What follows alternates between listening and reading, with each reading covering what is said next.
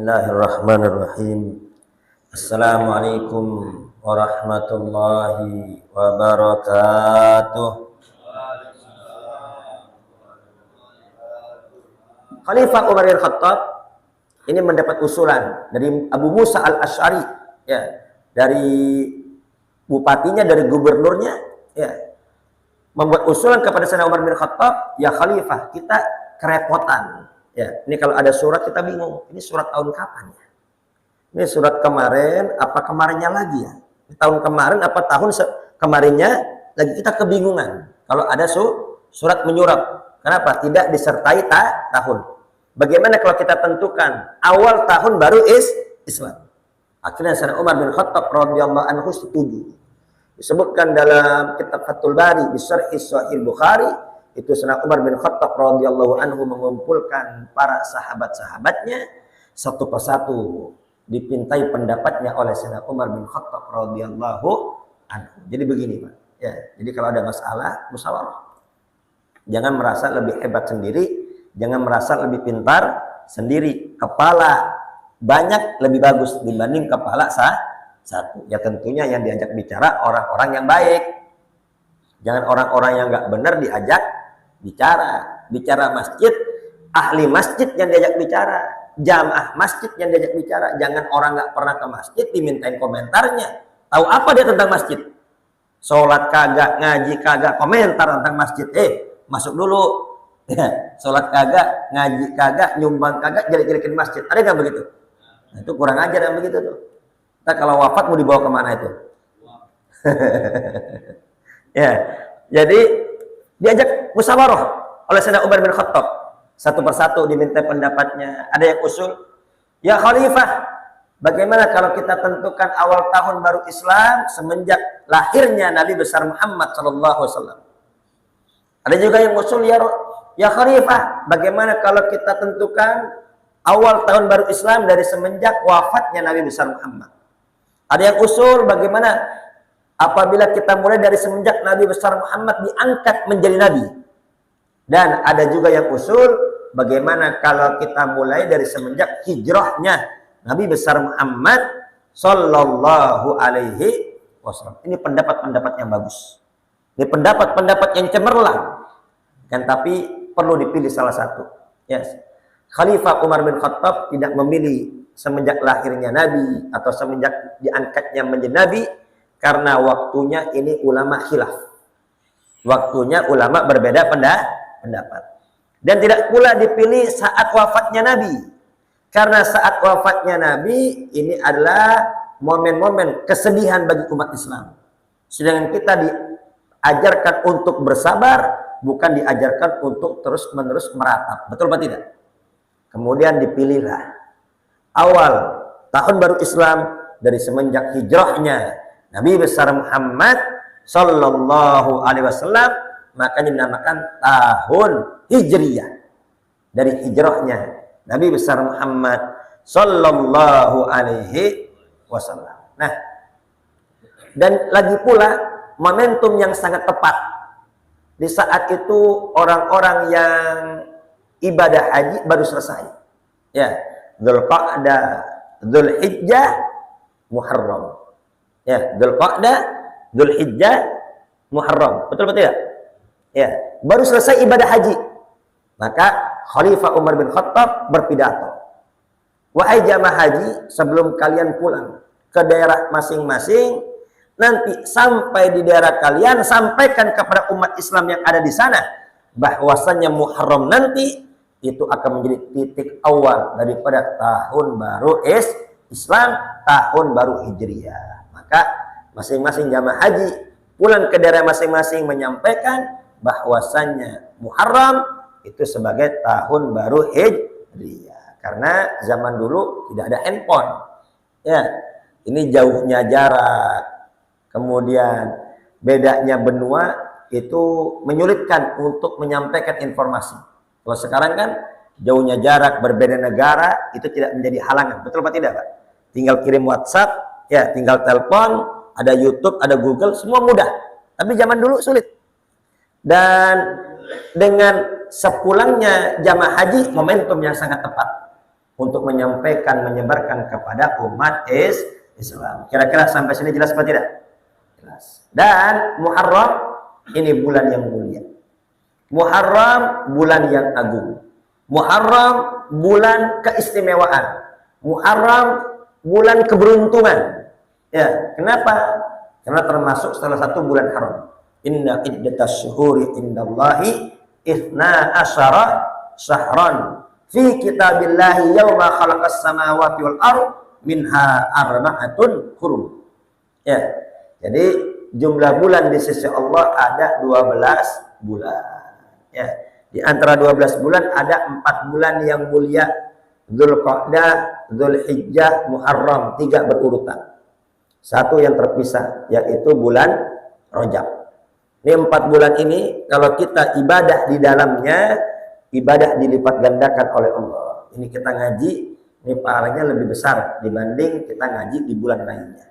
Kita baca Quran di bulan ini lebih besar pahalanya daripada kita ngaji di bulan lainnya. Akan tapi fala tadzlimu fi inna anfusakum. Jangan sampai berbuat dosa, dosa juga dilipat gandakan. Ya, musuhan di bulan ini dosanya juga lebih besar. Jahiliyah saja, orang jahiliyah nggak berani berantem di bulan ini. Kalau udah masuk bulan haram, meskipun lagi berperang, akur dulu, akur, bayan. Ya, nanti selesai haram baru berantem lagi. Subhanallah. Dan di bulan Muharram ini ada hari Asyura, tanggal 10 Muharram. Ya, kemarin 1 Muharram tanggal berapa tuh? Hari apa? Rabu. Rabu, Kamis, Jumat, Sabtu, Ahad. Senin, Selasa, Rabu, Kamis, Jumat. Jumat ini 10 Muharram, hari Asyura. Hari kemenangan, hari keberuntungan, yang mana pada hari itu banyak Allah Subhanahu wa taala menyelamatkan, memberi keberuntungan kepada para nabi dan para rasul dan juga para kekasih-kekasih Allah. Nabi Adam, Allah terima taubatnya pada hari Asyura. Nabi Allah Nuh alaihissalam selamat dari banjir bah yang pernah melanda dunia, itu kapalnya selamat pada hari Asyura. Nabi Sulaiman alaihissalam selamat dari siksaan Raja Namrud dibakar. Selamat Nabi Sulaiman, Nabi Ibrahim, selamat Nabi Ibrahim dari kobaran api Raja Namrud, itu pada hari Asyura. Kemudian Nabi Allah Yunus alaihissalam selamat dari ikan, telan dari mulut ikan, itu selamat pada hari Asyura. Nabi Allah Yusuf alaihissalam difitnah berzina dengan Zulaikha, dimasukkan ke penjara, ini dibebaskan pada hari Asyura. Kemudian Nabi Allah Ayyub alaihissalam sakit berkepanjangan, ini tidak benar. Oleh berkata Nabi Allah Ayyub alaihissalam itu sakit menjijikan. Ya, kemudian itu banyak uletnya. Kalau mau sholat uletnya ditaruh. Kalau mau sholat, kalau udah selesai sholat uletnya diambil lagi. Ini orang gila namanya begini. Ya, sedangkan sifat wajib bagi para nabi, para rasul di antaranya fatona, cerdas. Ya, nabi dan rasul itu fatona, punya kecerdasan. Nggak mungkin orang seperti itu, orang cerdas berbuat seperti itu. Ini kisah-kisah Israiliyat. Jadi Pak, ini kisah-kisah Israiliyat yang dibuat oleh musuh-musuh Islam untuk menjatuhkan Islam. Bagaimana seorang nabi akan berdakwah kalau umatnya jijik? Nggak bisa berdakwah. Ya, jadi nggak benar. Kalau para nabi dan para rasul itu memiliki penyakit yang menjijikan. Memang para nabi, para rasul memang sakit sebagaimana manusia biasa, dan apabila sakit lebih parah dibanding manusia biasa, tapi bukan sakit yang menjijikan. Ya, seperti demam. Demamnya lebih tinggi dibanding manusia biasa. Ya, jadi tidak betul kalau Nabi Allah Ayub sakit yang sampai membuat orang jijik, yaitu penghinaan untuk para nabi dan para rasul. Nah, Nabi Allah Ayub sembuh pada hari Asyura. Nabi Allah Musa alaihissalam selamat dari kejaran Fir'aun juga pada hari Asyura. Jadi berdasarkan ini semua, hari Asyura atau bulan Muharram, bulan keberuntungan apa tidak? Bulan bagus apa tidak? Bulan wujud apa tidak? Bulan wujud. Akan tapi Asyura, bulan Muharram, ada salah satu daerah di Indonesia yang menamakan Asyura bulan Suro. Muharram bulan Suro diambil dari kata Asyura. Ya, mereka meyakini bulan Suro bulan sial. Bulan Suro bulan musibah. Bulan Suro banyak makhluk gaib. Bulan Suro bulan berbahaya. Maka tidak berani. Ya, di antara mereka tidak berani bikin hajatan di bulan Suro. Nggak berani nikahin anak di bulan Suro. Nggak berani bikin khitanan anak di bulan Suro. Nah, makanya para ulama-ulama kita untuk mengkikis keyakinan-keyakinan yang seperti ini, sampai-sampai mereka memerintahkan jamaahnya atau murid-muridnya ya nikah masal di bulan Suro. Ya, justru Pak, nih kalau yang lain nggak bikin hajatan, kita bikin hajatan. Kenapa? Nggak ada saingan. Kita dapat amplopnya lebih gede itu. Betul apa tidak? Ya iya. Dan tukang tenda dikarenakan nggak ada yang nyewa, cuman kita doang yang nyewa, kita bisa lebih murah itu. Justru untung itu. Betul apa tidak? Ya kalau gratis enggak. Ya, diskon 50%.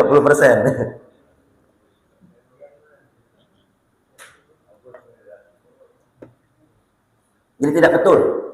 Dikatakan bulan Syura bulan sial. Dalam Islam tidak ada bulan sial. Dalam Islam tidak ada hari sial.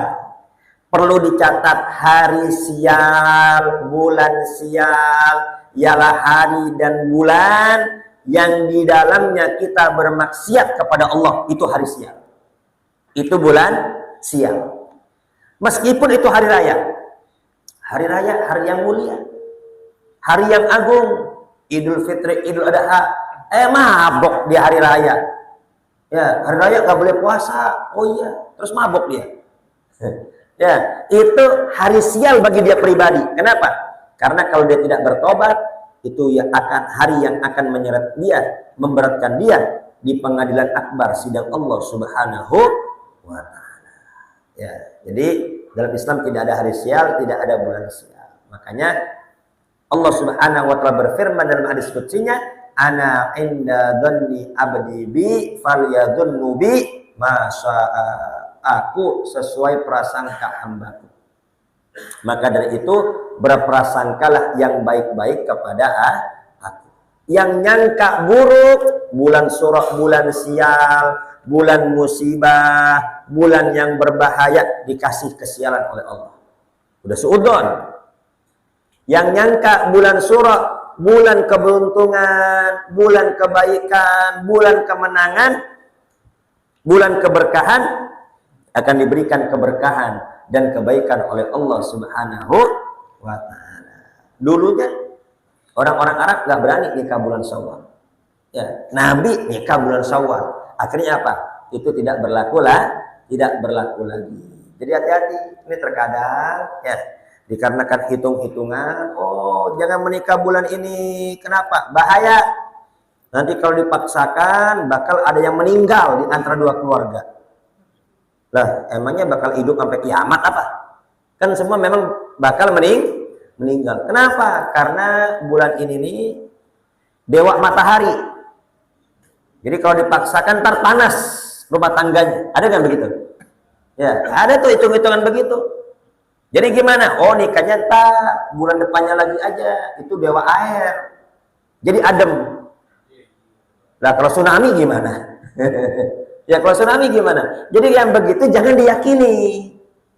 Diyakini sial.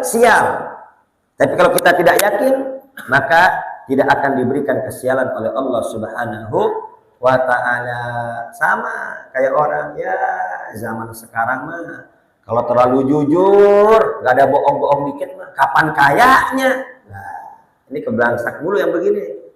Ya, jadi kita kerja, kita usaha, jangan nyari kaya. Kaya mah takdir.